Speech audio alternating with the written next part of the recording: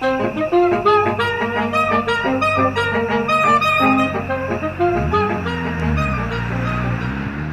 Frank Sayles Jr. for the Tifton Grapevine. In a marathon 2-hour called workshop Thursday afternoon, October 10, Tifton City Council continued discussing possible revisions to sign regulations in the city's historic district. The discussion became animated at times. Mayor Jamie Cater says he knows of businesses that refuse to locate in the historic district because of its restrictions. Some people I'd love to have in the commercial district. It would be excellent. Exactly. But you know they what? won't because we just haven't moved with the times. We're not asking to just throw our essentially historical district away. We're asking for a little flexibility so we don't hurt our business people invested that were commercial people to make it what it is. But when I got people not wanting to come into the historical, I got two businesses that be sitting vacant. People don't want to come into the historical. We don't want all this. We don't want all these restrictions. I don't say throw the baby out with the bathwater. I just say, can't we all come to a district? It seems like every time we get with the historical district, it's their way or the highway. There is no flexibility. And there needs to be some flexibility on this. Well, I'm not excited, I'm not mad, I just talk. But Mr. Mayor, in every neighborhood, in every section, there are guidelines that takes the flexibility and stops it at a certain point. Okay. We have the same thing that everybody else does. Ours are different, but it's the same. You have rules that go this far and you can't go any farther. Okay, fine. You can live by those rules? Great. Come be part of us. We have worked, it works. The buildings used to be 75% empty. I am sorry that there are some that don't understand it, but a lot of that is lack of education and not being explained the rules and the guidelines. There are some that just don't want to follow the rules and guidelines. So saying that we have rules and regulations and we're non-flexible, I think is inaccurate.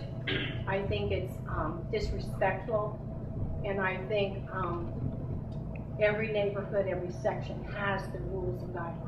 And I would like to make a comment before that too. We have worked in every way, and as far as Miss Mariana not being able to see those signs, here's the thing: they'll be off after business hours. They go off. So the point is this: I agree with the mayor 100%. We have tried every way we can to try to get along with the HBC and with the historical district. What is happening here is the majority, and I guarantee you, the majority of the people that are business owners and people that live anywhere, and even people that live in the historical district themselves, are not for the stringent guidelines that these few people won't wish to put upon other people.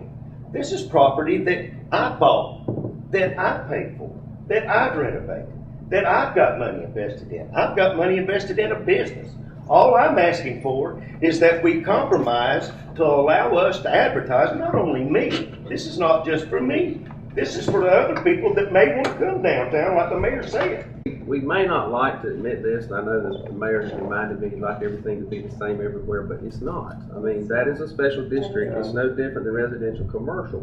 And this is a situation where you're looking at a district that has its guidelines. And look, if I lived there, I'd want those to be honored. No different than you live in a subdivision somewhere that you want them to be honored. We can regulate signage within a historic district under the historic guidelines. That's what she's here to help us with, the lady I just talked with. That's not a problem. That's almost a separate issue, if you know what I'm saying. What you just said, I want to look at Frank's camera. I did say, yes, it is different. And yes, the historical district is different. I wasn't knocking it. It may sound like maybe you don't have the whole content there, but I was simply saying it is different. We do have to treat it different. We do have to be different. Right. That's Absolutely. what you just said. That's right. Absolutely. And so, you know, I don't think you'll find anybody that argues. It would be nice if it could all be the same. It'd be nice and easy for me. I admit that, but it's not. And that's it. You brought me over to that. The special meeting had been set up to have a conference call with Lee Burns in Atlanta, who is with the Georgia Department of Natural Resources Historic Preservation Division. Council says it only learned a couple of weeks ago that the DNR must review any changes to historic district sign guidelines, because Tifton is a certified local government in Georgia. For me, one of the most important components of a district is its lighting, its signage, and those things, because they definitely contribute to the overall aesthetic. For me, what's significant about the Tifton design guidelines is those were funded through a certified local government grant in 1990. We hold these design guidelines for Tifton as really the highest level of design standard in the state. It was a very thought out, well done manual. Signage is tough because we do realize the impact on economic development. My concern with Tifton is that you have, to me, such an economically healthy, viable community, and it is so preservation-minded.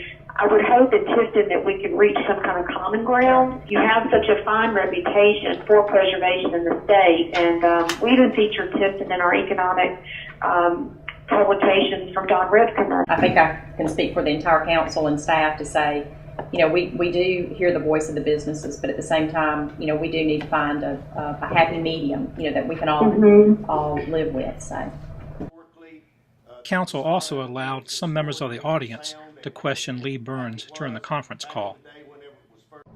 And I was curious about interior signs displayed in windows.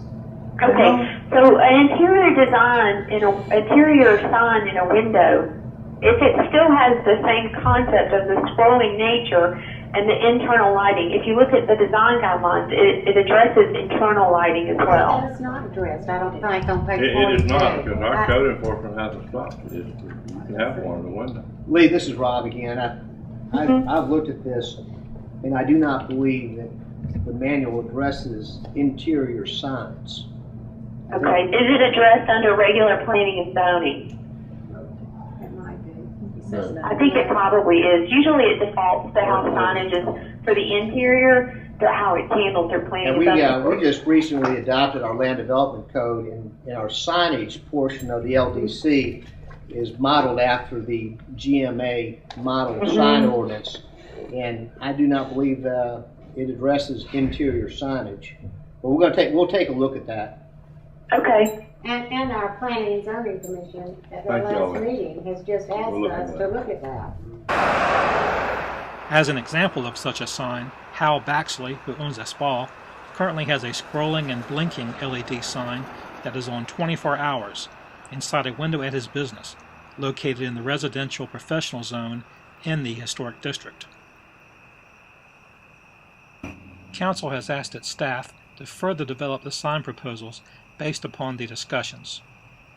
The Council is expected to further discuss the issue at its next workshop. This is Frank Sayles Jr. reporting for the Tifton Grapevine.